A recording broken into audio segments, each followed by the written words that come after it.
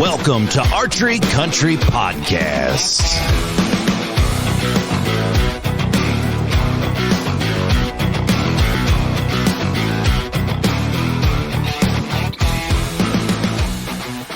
Welcome back, everybody, to Archery Country Podcast. Today, we're going to sit down with the boys at Waite Park as we're going to answer the questions if you've ever thought about out west hunting.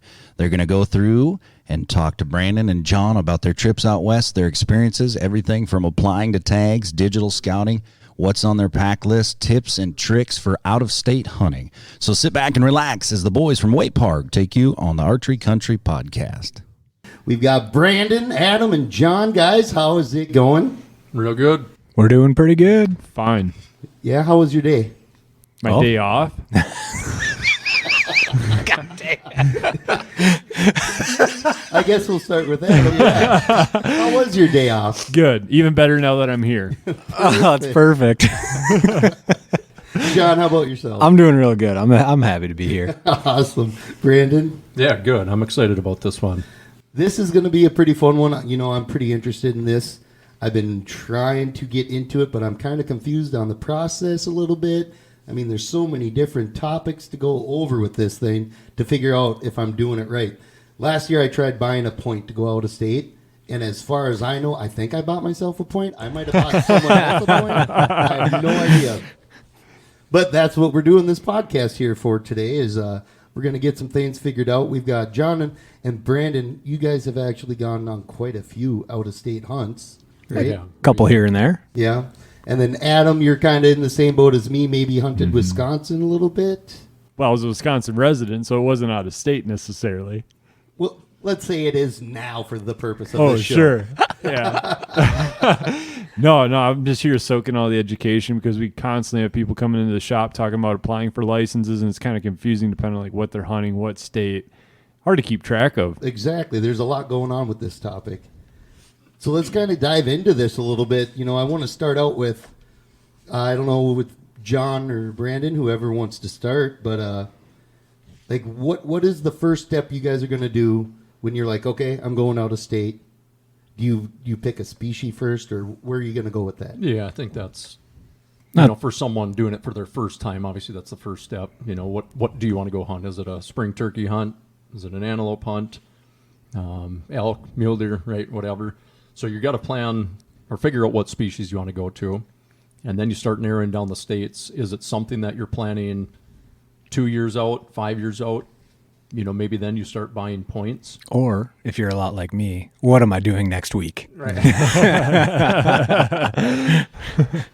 But yeah, so, if it's a state where, all right, I'm going to do this trip in 3 years, maybe you're planning it with a buddy, right? So if you're going on a whitetail hunt or an elk hunt or mule deer hunt, if it's 3 years out, maybe it is smart to get points and build up a few preference so that you can get into a better area when you do choose to go.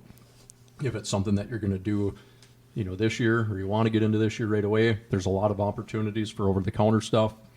So that's kind of step one, species, and then figuring out the state. And are you going this year, are you going next year, right? So then, okay, with the point thing, kind of can you dive in a little bit more on the point system? Like, are all states the same with their point systems? Not even close. No. I mean, you basically need a law degree to figure out one to the next to the next to the next. And in different states, point systems work differently between bonus points, between preference points, and then like your true lottery system. So you can't always plan out exactly what year you're going to draw a tag. In like a true lottery situation, you draw when you draw. Right. And then even within those states, let's say you're going to Colorado, Wyoming, it's not just the state itself, but there's units in those states, and there's many of them. So now you have to figure out, some units might take 10, 20 years worth of points.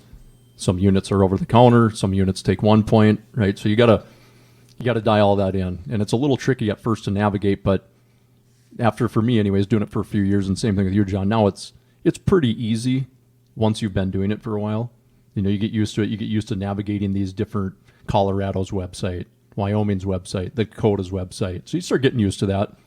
So it's not maybe as difficult as what it seems, but when you're first getting into it, it can definitely be intimidating just because all the states are different. And then using your resources at hand to help figure some of that stuff out. It's very, very easy nowadays with the different websites, be it, Go Hunt, the Huntin' Fool, Right. a handful of other ones, right, that help break down unit by unit, state by state, as far as like what the terrain is like, what the animals you can expect are.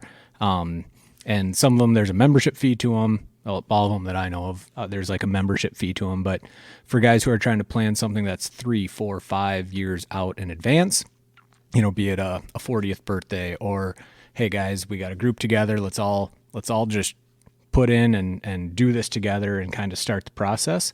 There are tools that can be used aside from just the state's websites. But you go to, the Dakotas, Nebraska, Iowa, Kansas, all these out-of-state places, right? All of the information is on their website somewhere. You just have to figure out where to click on it. You might spend 3, 4, 5 nights in a row going through page by page and just spend a little time. The family's in bed, you're not tired yet, whip out the laptop and go on, Colorado's website or whatever state you're planning on going to, what species you want to hunt. That's kind of your first thing. Figure that out. Okay, where are those species living? Let's say it's a whitetail. All right, we're going to do Kansas. Let's get on Kansas's Fish and Game Department website and click through it, read through as much stuff as you can. A lot of things can be dissected right there. Mm-hmm. So, like when you guys started out, did you start out just by going on the websites, or were these tools like, what did you say, Hunting Fool? What was another one? Yeah, like Go Hunt is another Go website Hunt. that has a lot of stuff. Yep. So, were those available to you, or did you guys just have to learn from like scratch? Like, what do I need to do? I guess for me, when I first started, maybe some of that stuff was around, but I first started, I guess, just doing it by myself. But that was going to North Dakota whitetail hunting, which was over the counter, so not, and that's statewide. There's no units, so not a lot of stuff to figure out too much there. And then for myself, as I progressed, it was more so getting on the websites of those states and just figuring it out. And then I did get a Hunting Fool membership as the years went on, to help me with a little bit more. Hey, now that I want to go to this area, what would you guys recommend? What elevation should I hunt? And So, would you say that like the Hunting Fool and all this stuff, is it kind of it just helps break it down? It does. So you can understand it better. Makes it just that much more convenient, I guess. Yeah, and for a first-time person, if you're just like, man, I don't even want to spend hours trying to navigate these sites and learning it, you can get a Hunting Fool membership. You can call those guys, and they can just figure it all out for you. You can just tell them, I want to go on a whitetail hunt or an elk hunt or whatever that may be. I want to do it this year, or I'm planning for 3 years, and they will just walk you through. Yeah. Hey, here's what we would recommend. This is what you got to do. I mean, and that's kind of pushing the easy button, right? Incredibly easy resource to use. You get on the phone with them one time, you talk to someone who knows what they're talking about, and you can spitball anything and everything you want to. Right. So with the point system, are you basically, each state is different, right? With their point system, or is it sections and states that are different with point systems? No, it's more the state itself. So for myself, and I know, John, you put in some different stuff, some same, like the North Dakota mule deer license or the any deer license, that's a bonus point. So if you don't draw when you put in, you get a bonus point, which a bonus point is giving you the next year then just an extra chance, right? It's not guaranteeing you anything, right? But it's giving you that extra chance. So you could potentially draw 2-3 years in a row with no points, or you might not draw for a couple of years even if you have those bonus points. It's only giving you extra chances, where, as say Colorado, that is a true preference point state. So they allot the tags to whoever has the most points. So if me and you are putting in for the same unit, you have 5 points, I have 3 points, you're going to get that versus me, right? So sure. And depending on the unit there, again, it could take 20 points, 10 points, 5, 0, right? That every unit's different within the state. So you have to figure that out a little bit too. But with the different states, when you're buying a point, can you buy multiple points per year, or is it just No, it's one at a time. It's one at a time. I think the only exception there is like Arizona. Once you have bought 5 years in a row, I believe it is, they give you a loyalty point. So you skip 5 and you go straight to 6. And as long as every year you get a point, they give you kind of that one freebie. Oh, that's kind But of nice. But it takes a lot of points, I would imagine. Yeah, that's kind of an out there one, right? Yeah, and then even Wyoming has where, so if we have the same points, let's say me and John are putting in for the same tag, we each have 7 points. Wyoming gives you the option to buy the special permit for deer or elk or antelope, which it costs you more money, but that actually gives you a preference over the guy that's just putting in for the standard price tag with the same amount of points. So it's going to cost you more money, but in a sense, it's jumping you up, a half point or a point, per se. Adam, are you soaking all this in? So you really No, because I think the point game, like the points is just, honestly, it's confusing, right? Yeah. So there are better resources than probably what we're spitballing here, just throwing random states out that with the information available, a guy can Google this or, look these up on his own and probably find more information viable to that.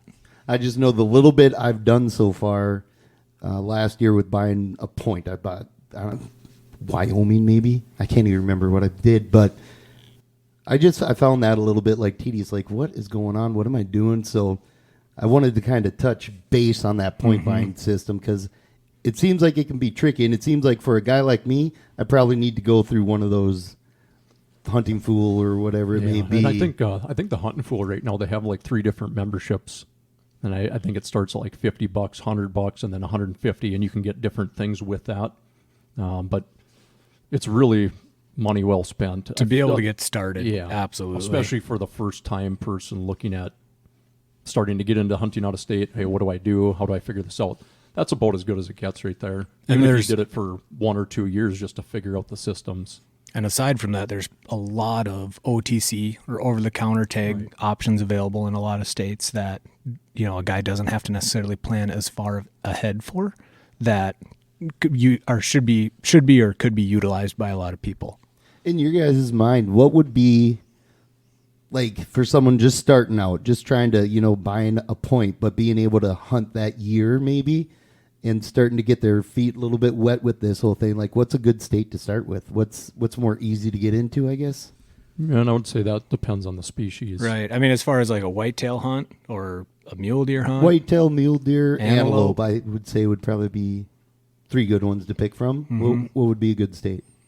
I mean, part of it comes down to the amount of time that you have to dedicate to it. If you only got 3 or 4 days and it takes you 24 hours to drive somewhere, that probably eliminates that. Right. Nebraska has a lot of really good over-the-counter options. The Dakotas, Wisconsin. I think there are some over-the-counter options in Montana, if I remember correctly, for archery stuff. Yeah, and like for elk, if you're going for elk, I would say Colorado's probably the best place. They have a ton of over-the-counter units. For the first-time elk hunter, they have a high population of elk. So if you're going elk hunting, I would say Colorado's the best to do it right now. Whitetail hunting, you got Wisconsin, Missouri, Nebraska, the Dakotas, a ton of states actually that are over the counter. Okay. Other than Iowa and Kansas, depending on the unit, you may or may not need a point. Nebraska, the Dakotas, Missouri, Wisconsin, those are all guaranteed. You just buy them. Yeah, and there's a whole bunch of states, like Ohio, Illinois. I mean, a lot of these places carry good whitetail numbers and plenty of like public land options. It's just a matter of doing a little bit of research. Right. Speaking of research, that brings me into my next topic here. So you've got your state picked out. You've got your points. You're headed, say, what you love hunting mule deer, right, Brandon? Yeah, well, both me and Yeah, John who do. doesn't? Yeah.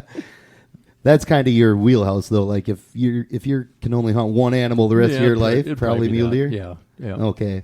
With that, let's say you're going out west. You're going on your first mule deer hunt. Yep. You've got everything lined up.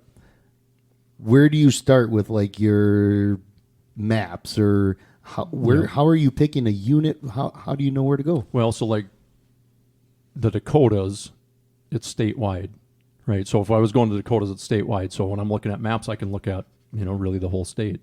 And so then it just comes down to picking out, I usually go in with like 5-6 different spots, plan A, B, C, D. When you get out there, if you're looking at Google Earth, Onyx, that's usually what I'm on. So I'm looking at the lay of the land, maybe a water hole. Is there food? Is there bed? What kind of draw systems? But when you get out there, you know that you're either going to run into it's going to look way different than what you thought, or maybe there's going to be more hunting pressure in some spots than you thought. And for myself, I don't really like to, compete with other hunters. Mm-hmm. So I would rather just leave a spot that I know is better. If there's other guys hunting there, then, that's their spot. They beat me to it. I'll go to plan B or plan C. So you've got multiple plans I've got multiple in the back plans. pocket. Yeah, for sure. And most of all of my scouting anyways, and I probably for you too, John, is usually done online. Google Earth, Onyx, right? You're just looking at these aerials. There have been some trips in the past where I've had time to make a 2 or 3 day run in the spring. Use it as a little shed trip, but more so it's scouting for that hunt. Looking at the land obviously is better if you can. If you can get out there and pre-scout, even if it's only for 2 or 3 days, just to actually lay your eyes on it. See what the land looks like. Obviously, even if you're seeing deer or whatever game that you're going after, it's probably going to be totally different come hunting season. But you get a lay of the land, what things look like. But not everybody has that, that option. And to be honest with you, I really don't either anymore. I got 2 young kids.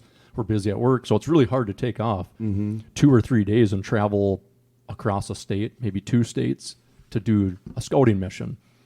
So for me, most of it now is just all done online. So just out of curiosity, when you're out there, say you're on a pre-trip scouting trip, like when you're looking at that land, I got to assume that the Dakotas is way different than here in Minnesota. I've hunted deer in Minnesota my whole life. I kind of know what to look for out there. It's wide open spaces. Right. Like, what is it you're looking for out there? Well, and actually, for, say, the first-time guy going out there, another good tool, which I've done before, is if you're going to, since we're talking North Dakota, right? Like, we're going on this mule deer hunt. Call a game and fish officer out there and pick their brain, right? They're usually pretty helpful. Where are most of the mule deer at? What should I be looking for? What are they feeding on? What's the terrain look like that I should be hunting? If you call an officer in these states, they're generally more than willing to help you out. That's fantastic. So that's a great tool to use. That's free for anybody. You've drawn that tag. Get on the phone, and you can go online right on these states' websites, and you can find multiple conservation numbers. For the officers, just call as many people as you can and ask questions. How about you, John? Kind of the same system as Brandon, or do you do anything different? Yeah, it's very similar. I mean, me and Brandon have done a couple out-of-state hunts together. Yep. One out-of-state hunt together, yep. Not a couple. Right. And yeah, it's just a matter of, pulling what you know about deer, and then, obviously going to a new area, things are a little bit different. The first time I hunted the Dakotas, the first time I hunted Kansas, I had an idea of what I thought looked good from an aerial map. And, back in the day, pre-Onyx on everybody's phone, you got like a paper atlas, right? Oh, yeah. Yeah, so this paper atlas, and then you would pull up Google Earth and try and find all these sections and zoom in on them. And sometimes you can see trails on that, or, what you think would be bedding area. And then, of course, when you get there, everything looks a little bit different. But, like, what I would do back in the day, I would take those areas, maybe on the old black and white printer, print out a whole bunch, write the road names down across them so I knew which one was what, and I would number them, different highlighter colors based off of, like, all right, if area 1 looks good once I actually get there, area 4, 7, and 9 down the road, have the same kind of terrain features that I can tell on Google Earth. So if 1 ends up being really good, 4, 7, and 9 are really good too. If number 1 looks like junk once I get there and it is just a beaten down pasture with 4 trees in it and it looked way better on Google Maps, I can eliminate, 4, 7, and 9 right down the road also. I might drive by them, but I'm not even going to waste my time. But yeah, I mean, it's always different. And I think being able to go back to the same area a few times over helps dramatically.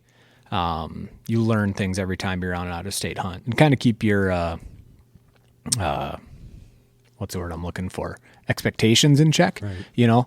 A successful hunt doesn't necessarily always have to end with a bloody arrow and a grip and grin. Yep. The first time you go on an out-of-state trip, there's a learning curve to it, no matter where you go or what species you're hunting. Even if you're a diehard deer hunter right here in central Minnesota and then hunting prairie whitetails or western whitetails, there are just differences there. How they use the terrain, how they use the wind, which, might take you a little while to figure out. But if you start seeing, the last day of your trip is almost always better than the first day of your trip. because you're learning things as you go. And if you can apply that knowledge, even if you don't shoot something, all of a sudden next year, the off-season scouting that you do on OnX or on Google Earth, maybe you find a few more pieces where, oh yeah, when we hunted this piece, it was really, really good. There's a couple down the road, 10, 20, 30 miles that they kind of look like that, but they look a little bit better maybe. And you just use that. You expand your knowledge, you expand your base. All of a sudden you're finding these little, honey holes. I feel like that's probably one of my biggest hurdles with going out of state. Like, I start looking at stuff, I kind of start looking at maps, and it's like, but man, I don't know if that's going to be, is it even holding animals there? I don't, and then I kind of trip myself up, and then I end up not doing it. You know what the best thing to do? What's that? Buy that tag. Yep, I agree. Once that tag is in your pocket, you're going. Your right? mindset changes. When you have that tag, you're going. So no matter what, then all of a sudden you're spending more time looking at maps because you already got that tag, right? Mm-hmm. So literally just buying that tag is that first hurdle for so many people, I feel like. Yeah, we talk to people all the time that are, I'd like to do it. Man, that'd be awesome. We're telling maybe about our trips and what we're doing, and you can tell they want to do it, but there's that hesitation of, it's the unknown. I'm a little nervous. Yep. You're not scared to go, but you're nervous. It's something different. Am I going to have a bad trip? Am I going to see anything? And I think you need to look at it, like you said, the first year, the goal shouldn't be, necessarily punching your tag, but learning and using that as actually a scouting mission too. You're hunting, but you're scouting. You're learning for next year. And that's one of the big advantages of going to a state, whatever species you're hunting, that you can hunt it every year. So whether that's an over-the-counter one or maybe it's an area that takes 0 points that you can just draw every year, you can just keep going back. And maybe after 2 years in a row, 3 years in a row, you're starting to learn more stuff. Now you're getting to be very successful, and you're starting to punch those tags. Not that it can't happen on year one, but so you got to go in with that mindset too. That I don't have to fill my tag to have a good time, right? You're out there to see some animals, see new country. Hunting just fun in general, and in the learning process of it. So if you go in with that mindset, it's going to be a successful trip no matter what. Just out of curiosity, how many years have you, Brandon, been hunting out of state? I would say roughly 20 years or real close, 18, 20 years, something like that. John? 12. 12? Yeah. And Adam, what's been the one hurdle? Why haven't you gone yet? Probably just that fear of, I'm going to spend a lot of money on these points or whatever that all entails, the license, the time to do it. And then am I going to get an experience that I can't get in Minnesota? And so going to Colorado on an elk hunt by myself, I feel like I would not know a single thing about which direction to go in. And I'd be spending a lot of money, a lot of time away from home. Mm-hmm. And again, it'd probably be a big learning experience. But then there also hasn't been like that serious like bucket list. But now I'm getting older, I can totally see why like my dad wanted to take me out to elk camp and carry on that tradition, see the same scenes that he saw and get deeper and deeper into that. And so now I'm starting to think, what about mule deer? Not a whitetail hunt that I could do in Minnesota, even though it's probably different across the river or a state border. How about mule deer hunting? That's an animal that I think is really pretty. It seems fun to hunt. You cover a lot of miles. A lot of it's just, where do I go? And so like when you guys go out to Dakotas, for instance, or even most like break down your out-of-state hunts, is majority of that public land. Absolutely. Yeah. It's like when you go to the Dakotas, how big of a mile radius are you hunting? You just keep it on like a couple sections and just try and really hunt that hard? Or are you spending an hour and a half from base camp? Yeah, and a lot of that, probably the same for you, John. A lot of that just depends on the year. Mm-hmm. Things can change. You got a dry year, you got a wet year. Just the crops change in some of these states. So where the game is at is where you got to go, and that can change a little bit from year to year. I know for myself, when I'm out there, we put on a fair amount of miles. So from, say, your base camp, whether that's a hotel or you're tenting it or an Airbnb, whatever you're doing, we may drive 20 minutes one day to hunt a spot, but we also might drive over an hour to hunt a spot, right? And kind of anywhere in between. And a lot of these states have a lot more public land than what we have here in Minnesota, and bigger tracts of land. So you don't have to worry as much about other hunting pressure. Generally, you can get into a piece, and if you walk a half mile, you start getting away from everybody and keep going from there. Because that's always been a fear. Whenever somebody talks about public land, I always think about the typical Benton, Stearns County, Morrison County, wildlife management area, gun season especially. It looks like People Black Friday everywhere. parking lot. Yep. Right. And it's like, why would I drive 12 to 25 hours just to see that same site to get pushed off something? And so I always assumed that when you went out of state, it was usually an outfitter, like what you saw on TV, which isn't always an outfitter, but you're spending big bucks to get on guided hunts, private land, leases. I think cost is one of those things that guys get in their head, like, man, I can't go elk hunting unless I spend 10 grand. Right. Or I can't go mule deer hunting unless I spend 8 grand. Or I can't go on a sweet whitetail hunt unless I spend 5 grand. Right. And that's just baloney. Right. I mean, Yeah, and if you can afford those hunts and go on them, that's great. Yeah, I'm more- sure you're gonna yeah. have a good time. yeah, I'll But- go with you. Right. So say I wanted to go to North Dakota, just picking a state, and I want to go mule deer hunting. Or put it this way, North Dakota or South Dakota for mule deer, which one would you say try first? What would you recommend to me? Boy, that's gonna be a tough one. Quality is probably a little better in North Dakota. Opportunity is a little higher in South Dakota. Yeah, you I know, agree with I that. would say. And I would say either or. It's kind of a good way to get your feet wet. It's not that bad of a drive kind of thing. There's one more guy putting in for a tag. Now I won't draw North Dakota this year again. Well, and then how would I go about that? Are those, you said those are over the counter, or is that a point? But it's South statewide? Dakota is, as long as you buy it by a certain time frame. North Dakota you have to apply for, and it's kind of like a lottery with a bonus point system. So Is that like just archery, or is that both? Like gun hunters too are doing this. We're as well? talking all archery. all archery. All archery. Yeah, This is all let's archery. just talk archery. I'm sure the gun rifle stuff is probably very similar. I would assume maybe a little harder to draw. I guess I don't know, but for the Like you're not competing with these guys that are trying to go with gun, are you? No, I mean, you can look right on their website and see when their gun season is and avoid it if you want to, or hey, if that's when it works for you to go. I mean, I've been out there during gun season and not had any worry. Had very little to no competition, and there's a lot of guys just driving roads, and you walk another half mile in, and there ain't nobody in there. Nice. That's kind of cool. yeah. That's really cool. So applying for points, depending on the state, South Dakota, North Dakota. You said South Dakota, you don't have to as long as you buy that tag before a certain date in the season. So that's one. Hey, my August or September, November, October opened up this year. I can buy this tag. Say we're talking January time frame. Yep. We're going hunting South Dakota. North Dakota, is that something where I need to plan, 3 years from now, I'm probably going to try and do a hunt? Oh, you would, yeah, you should draw that in 3 years. But so like North Dakota, there's a deadline, you have to apply for it. Mm-hmm. So you put in for that, and you may draw it even on your first year because it's a bonus point. It's not a preference point state. So the point you get is just an extra chance. But you go in on your first year and draw it. Yep. If you're lucky enough. And what's the cost to that If I remember right, I think North Dakota's $250. to apply? Well, it's $250 to apply, right? And then if you get that tag, you've spent $250, you got the tag. If you don't get it, they give you all. I believe it's a full refund, or they may keep a few bucks. I'll be honest with you, I put in for so many states that I don't remember off the top of my head, but I know the tag itself is $250. I think it's slightly more than that. Is it more than I think that? it's still sub 300, but I think it's a little more than 250. $280 or something. Yeah, maybe. somewhere in in that area. But if you don't get it, you get that money back. If you do get it, Correct. of course you're not. So Correct.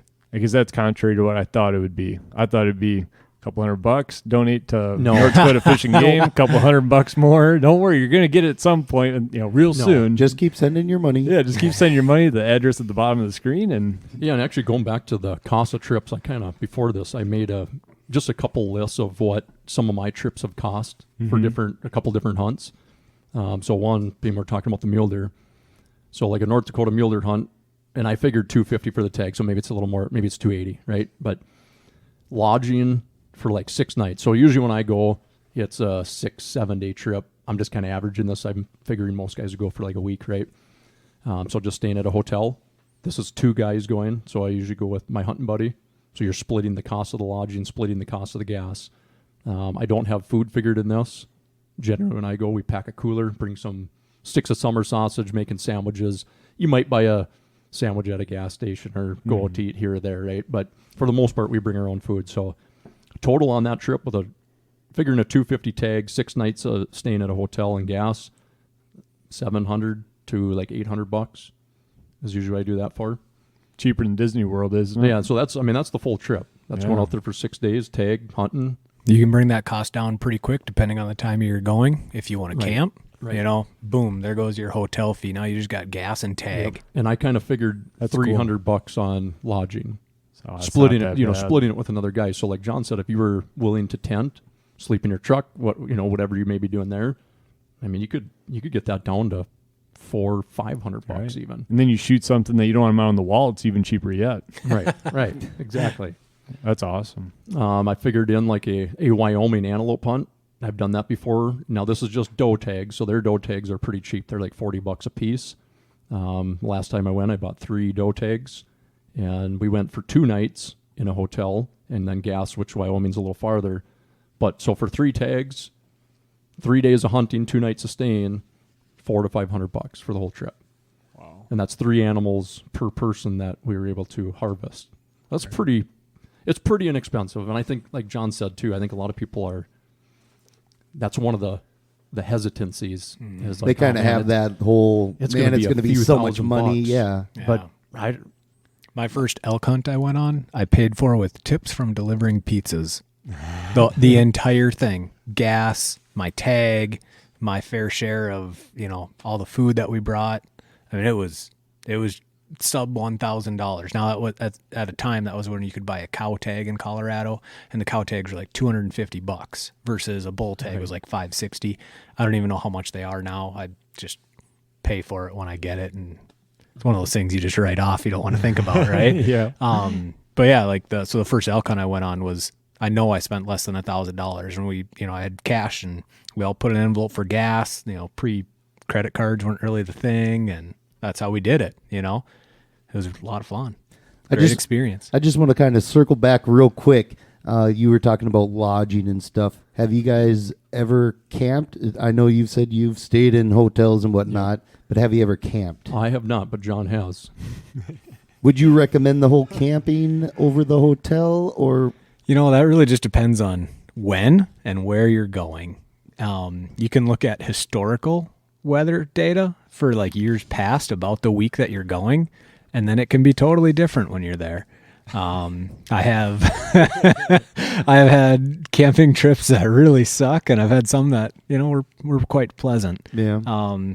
Figuring out like a state park campground kind of thing. Like you probably have $130 to stay there for 5 nights. They've got showers, bathroom. I mean, really, you're just sleeping in the tent, because during like the day, you're not at that campground. Any hunting trip I've been on, be it whitetail, mule deer, elk, right.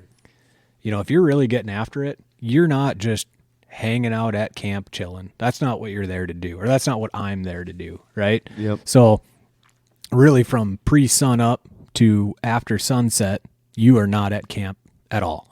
Right. Be it middle of the day whitetail hunt, you might be moving stands for looking at the future forecast for 2 days ahead of time, 3 days ahead of time. What direction is the wind going to be out of? And I'm either hanging sets and hanging stands for 2-3 days ahead of time, or scouting a piece, walking a piece, hunting till whatever time in the morning.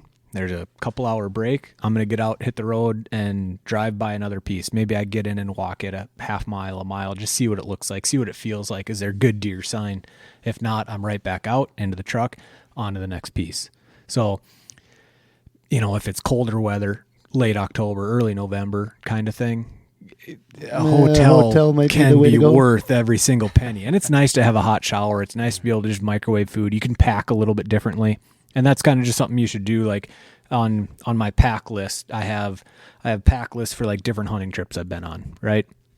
And they go from, tag to my weapon, to my optics, to my clothing, headwear, footwear, sleep system. And that all changes. I have different ones that I've had like printed out on Google Drive that change depending on, if we're staying in a hotel, I don't need to bring a camp. I don't need to bring tent. I don't have to bring something to cook with. I don't have to bring, a lot of stuff. But if we're not staying in a hotel, then, you got to be able to bring stuff to eat. You got to bring stuff to sleep on, cot, no cot, depending on what kind of tent you're sleeping in. And you just edit it based off what you want to do. If you want to do things on the economical level so that you can do more hunts which is something I'm a big fan of. Like, I love hunting. I want to get out there as much as I can and get as many opportunities as I can. Then that's an option where you can cut your cost down. Maybe you can do one extra trip that year. Nice. So I want to keep the ball rolling here on this because I feel like we could dive into so much of this and just go real deep with each topic. But okay, we got our unit picked, we got our state, we got our species. We're ready to go, right? What kind of gear? What's like your from your must-have, do not forget this, you have to have this, to, oh, I wish I had one of these with right now. Must-have is going to be the tag. That is always the very first thing on my pack list for every trip I have been on is the tag. Really? I may or may not have gone on a trip one time, got a few hours away, and had to turn around and get that before. So now my pack list starts with the tag. Yeah, I think, bow hunting, obviously you want a rangefinder, you want your binos. Optics is key when you're going out west. Obviously the license in your bow, right? I think that's maybe The two big priorities. That's the two most important. I would say everybody knows that. But you're going to want to have a rangefinder. You're going to have binos, good boots if you're doing a mule deer trip, whitetail hunting. Even when you go out west, you're probably walking a lot more. Yeah, do you bring multiple boots? I do. Yep. Absolutely. I'll usually bring 3 pairs of boots. 3? I do. Yep. Yeah, and like depending on where you're going, not only boots, but like, okay, I'm going to have like a lace-up set. Maybe a rubber set. What if it's way wetter this year than what I thought? What if I end up hunting more of the swampy ground where I've got to cross a river or a creek? Chest waders are something to think about if you're having to cross water. I mean, footwear, it's not like a huge range on my pack list, but it's pretty vital. Yeah, and for anyone listening to this, if you're a first timer, you can get by on 1 pair of boots. You don't need to. Right. We may go overkill because we have the equipment, and we've been out there doing it, and we know that, well, if you run into something, maybe your boots got wet one day, dry those off and wear a different pair the next day, right? So we've all ran into that over time, and if you keep doing it, you'd understand, and you'll get more equipment, but you don't need to have all that.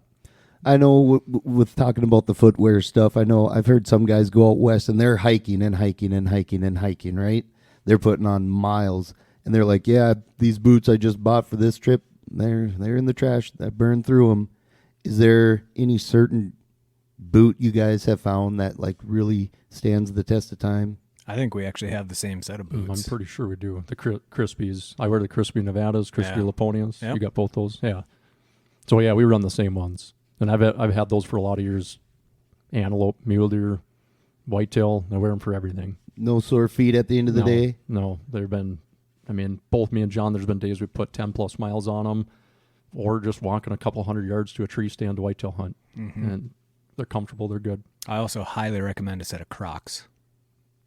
Yeah. If you got to take everything off and cross a creek or cross a river in a warmer temperature, or just like you're bringing them on the hunt. Sometimes, yeah. They're not back at camp. You got them with you. I've been on a few hunts where we're like a few miles deep, and then they're strapped to the outside of the pack, and you can strip them off. Take your pants off, take your boots off, take your socks off, put your Crocs on, cross a river, cross a creek, and then just have like a comfortable camp shoe, like when it's nice to take your boots off and you get up in the middle of the night and you got to take a leak. You don't have to lace up your boots. See, that's something I wouldn't have thought of, bringing Crocs.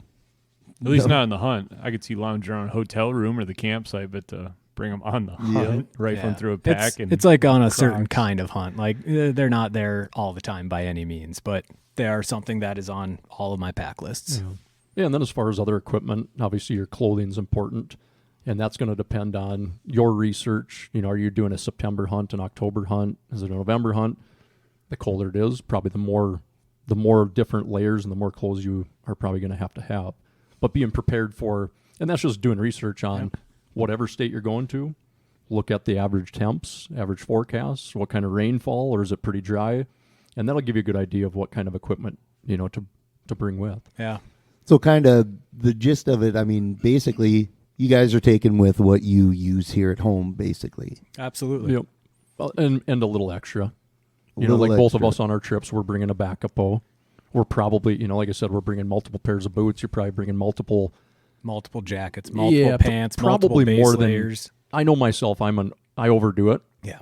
I have a lot of equipment, so when I'm going on a trip, I'm pretty much just bringing it all with, just in case. Well, you never know. Right. And I generally use less than half the stuff I bring with, but I have it, right? But you have it. Yeah. So You just never know. Yeah, because you could be on a early November hunt where you're expecting highs in the 30s, low 40s kind of thing, lows down in the single digits or teens, and all of a sudden you get a week and it's 65 and beautiful, and to be able to have more lighter weight layers. So yeah, we bring excess stuff, but I'd rather be prepared for when I'm there than be like, gosh darn it, I wish I had this piece and it's just sitting at home. It costs you nothing extra to bring it with.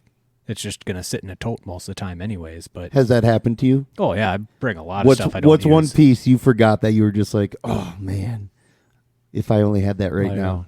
There was one year I went to South Dakota and I forgot my binos.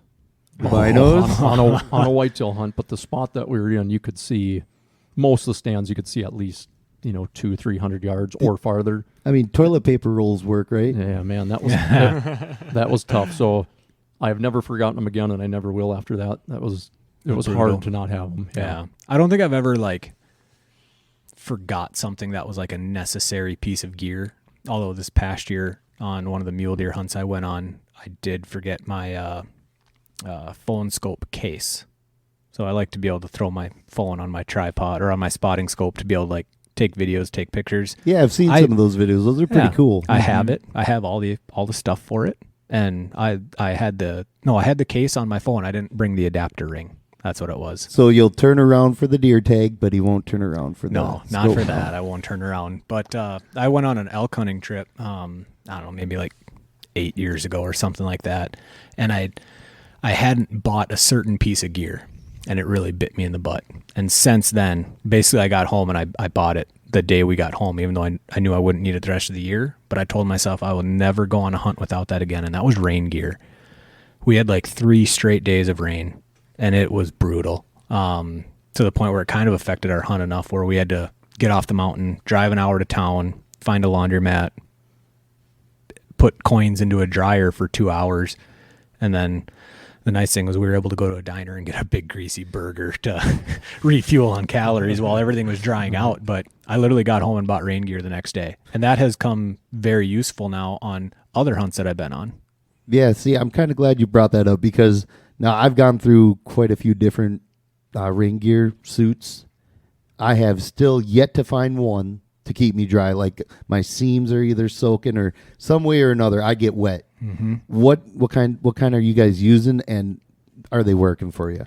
I think there's different ways to approach it depending on the hunt that you're going on. There's lighter weight rain gear for if you're doing more, let's say, Western style hunting to where, ounces add up to pounds and pounds kind of suck to carry around all day, right? Yeah. So a lighter weight rain gear system is nice in that kind of an environment to where you hope that thing lives in your pack the entire week and you never need it.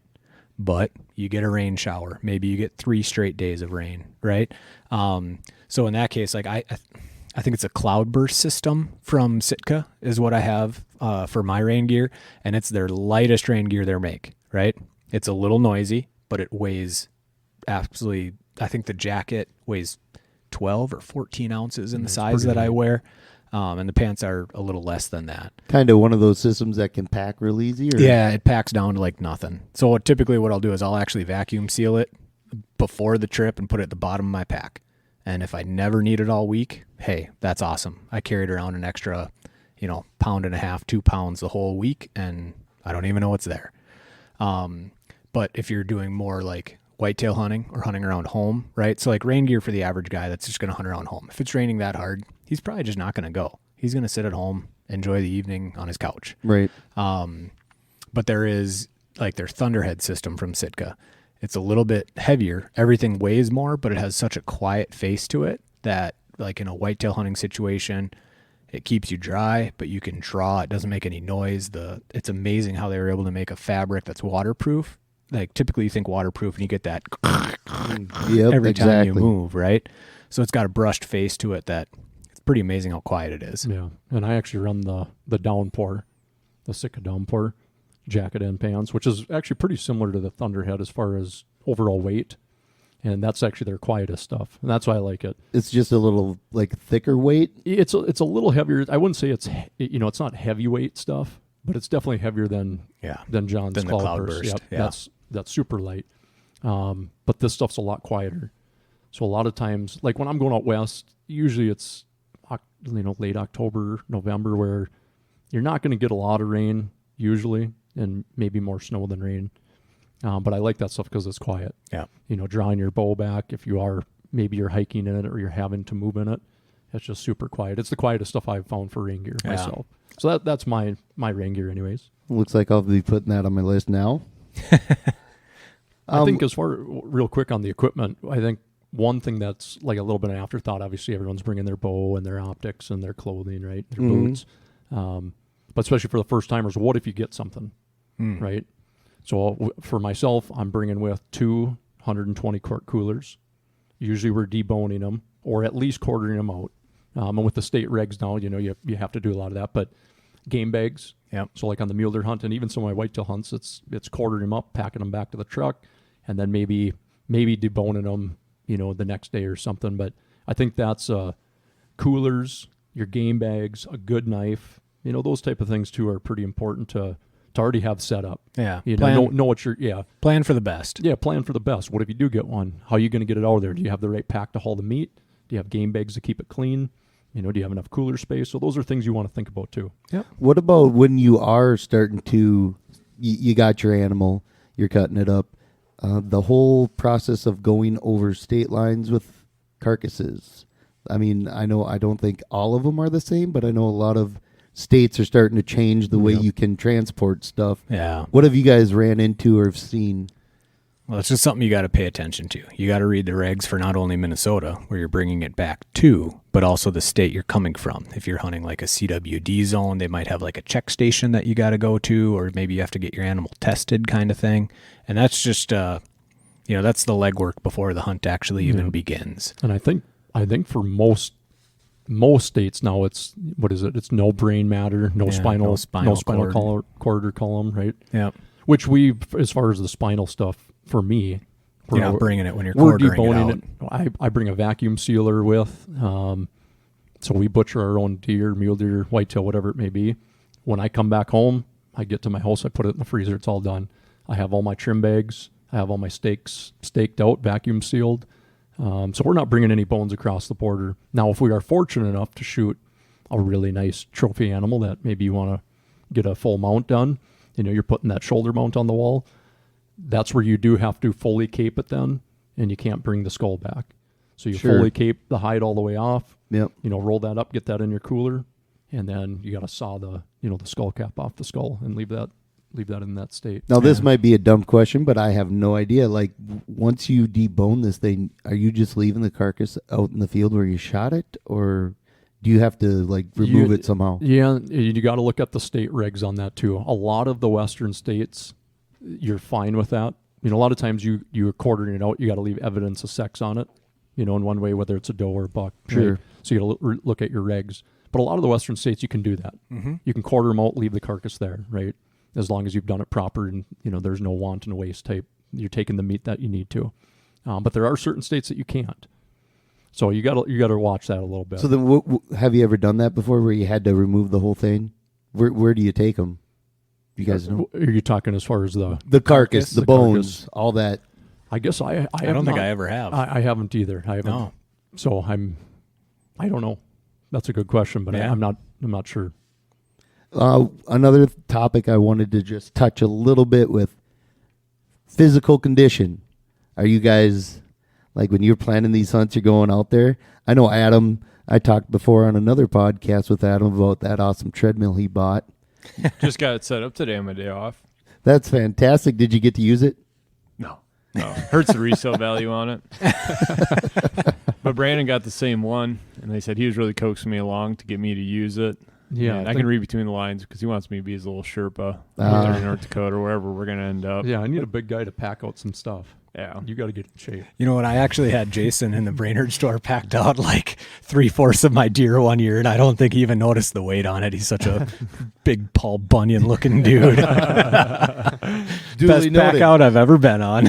Bring a big guy with when you go out of state. Right. Yeah, you don't need the fastest guy to go with you. Just a guy that's got a lot of grit. Yeah, your hunting partner should always be bigger and stronger than you are. Just not too big, so if he rolls an ankle, you got to drag a big hulk good out point. of the valley there.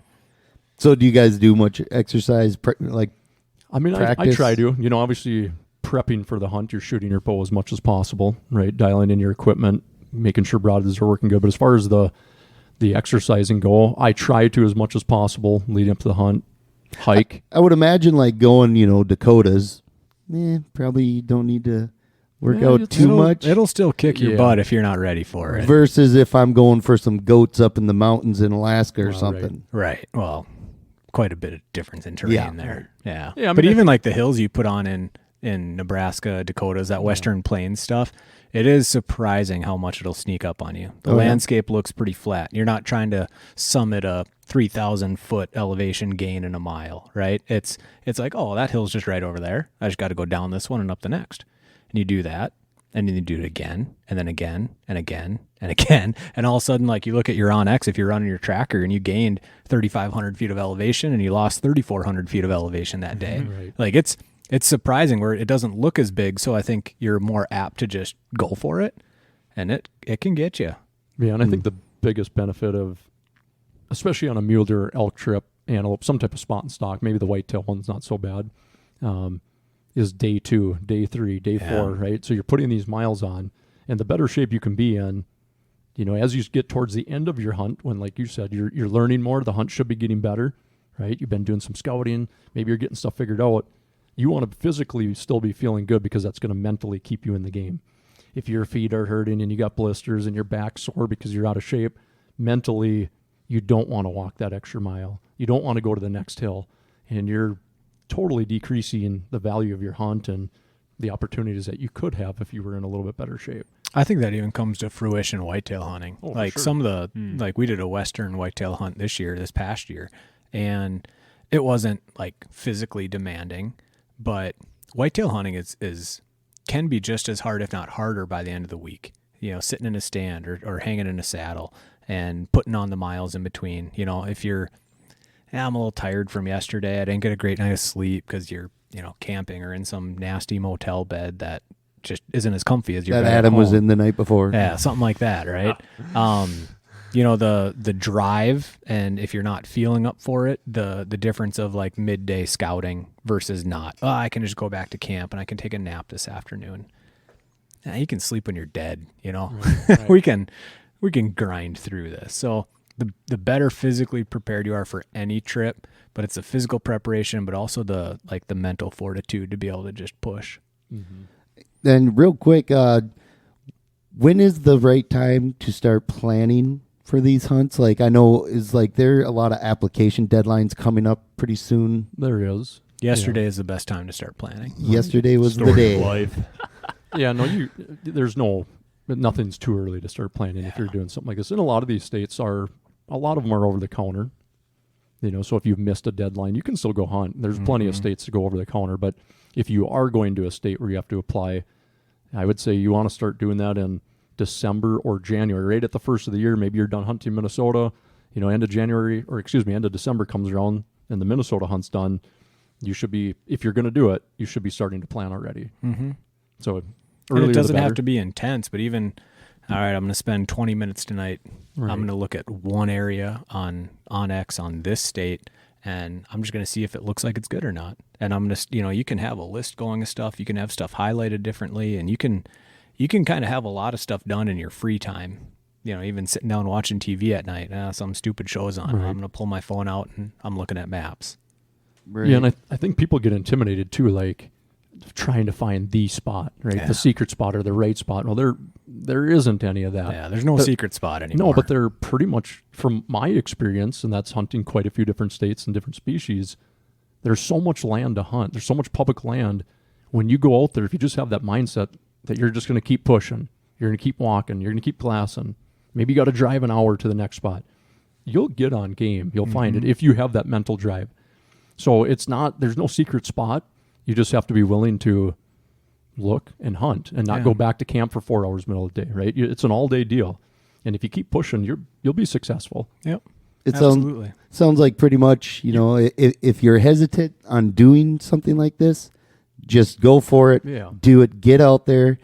have fun, make memories. What's the worst great that can time. happen? You spend $700 and spend a week hunting somewhere else. Right. Hunting's pretty fun no matter what, right? Well, when you say what's the worst that can happen, I think about your buddy. That, The antler to the face. Yeah. Well, that was kind of a. Well, that's one other thing that I think I'm going to change in some of my my pack lists is from now on whatever town or shanty or campground I'm planning on staying in, I will have relevant medical contact information and I'll find the closest places to that. did you guys have a first aid kit? We did, but it was at camp. You better explain what happened here. Yeah, I was gonna say real quick. Just Brings the Crocs, but not the first aid kit. Yeah, well, yeah, one of those things, right? Weight savings. We might change that. So we were on an out-of-state hunt. I'd shot a buck, and we were loading it in the back of the truck. I've never loaded a deer with 3 people before. It's just usually it's me and one other guy, or just me. And one guy was on the tailgate. 2 of us swung the deer in, and he must have bent down to help grab it, and he ended up taking a tine to the face. Cut him underneath the eye and like hit him in the bridge of the nose, right where your like eye socket meets your nose, right? Tine went in like 1.5 inches. Lot of blood. Anytime you get a facial wound, there's a lot of blood. So it was pretty hairy for the first like 30 seconds until it's like, oh, it didn't hit your eye. It's or your things brain. or it might have nicked his brain. I don't know. But yeah, so then it was like, okay, buddy number 1, get on your phone, find urgent care that's open. And we have like 1 bar of cell service, right? And I think the closest town was like 40 miles away or 30 miles away. And it was just kind of pandemonium, but like luckily it wasn't that bad of an injury. They ended up giving him a little, basically gluing it shut, and things were on the up and up again. It was insanely close to hitting his eye, though, wasn't it? I mean, you talk 1 inch to a 1/2 inch different, and that could have been way different. So that was kind of one of those things where it's like, I've never actually on all these trips I've been on, been very, very fortunate to where like the worst injury is, sore tendons and sore knees and sore feet just from pounding hard. So to actually have something happen where it was like, oh yeah, we should grab our med kit. Oh, it's back at camp, and that's 30 miles this way to the east, but the closest town's like 30 miles or 40 miles this way to the west. What one do you do? Yep. And it's like, well, at this point, it's so close to your eye. Why don't we just like do the smart thing, get it checked out? Your wife is a nurse; she would probably approve of this. Let's do the adult thing here. But that's something that I'll probably actually take more into consideration for the future of just like having some information of medical areas that are around or urgent cares or that kind of stuff. That and heading back to what we talked about, the gear that you're bringing. First aid kits, folks. First aid kits. Keep one in your truck. Keep one in your pack. Like I have one in my pack when I'm mule deer hunting all the time because for the most part I'm alone. And knowing how to use them. A guy can go take a class and learn some basic stuff and be okay. But yeah, just being prepared for that kind of stuff. It was weird. Crazy story. Well, hey, I want to thank you guys for taking your time out today and hanging out doing this podcast. I hope it was informational. I hope we got some good points across. I hope with people listening, I hope some of you guys go out there and try an out-of-state hunt. And if you do, come into the store, tell us about it. We want to hear your story. We want to see some pictures. And I don't know, anything you guys want to add before we go? Yeah, I mean, even if you need advice on like, hey, me and my buddy or me and this group of guys, we're planning on doing this. Odds are, if it's within a couple states, someone in our store has probably done it or done something very, very similar to it. So, there's hundreds of thousands of different gear options as far as clothing, packs, boots, socks, tents, whatever, all this stuff, right?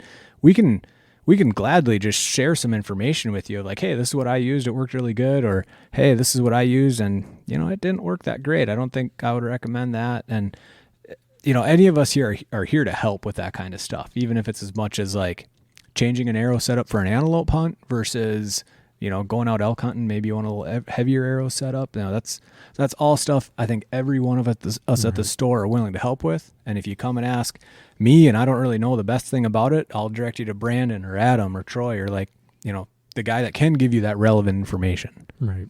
Yeah, we have people all the time ask us, hey, when's the deadline for this? I want to buy a point or I want to put in for that hunt or just ask us questions like, hey, do you Do you need points for the state? So even if you got questions on a hunt you might want to do, maybe we'll know, maybe we won't, but we'll be willing to help as best we can. Or point you in the right direction. Right, Yeah. right, yep. Awesome. Well, I want to thank you again for listening. I hope it was helpful. Adam, you want to say bye? Goodbye to all my loyal listeners. I really appreciate the support and hope to see you in the shop soon. And again, hit like and subscribe and keep listening to all of our podcasts. Awesome. Thanks a lot, guys. Hey, we'll catch you all next time. Hope you enjoyed. Have a good night.